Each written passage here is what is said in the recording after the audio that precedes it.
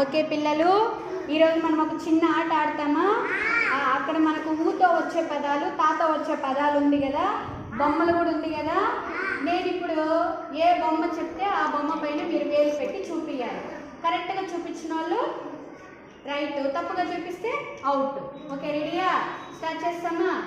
ఉంగరం, తల, ఉంగరం, తల, ఉంగరం, తల, ఉంగరం, తల, తల. Out. Sindhu out, Neeraj out. లేసండి పైకి మీ ఇద్దరు.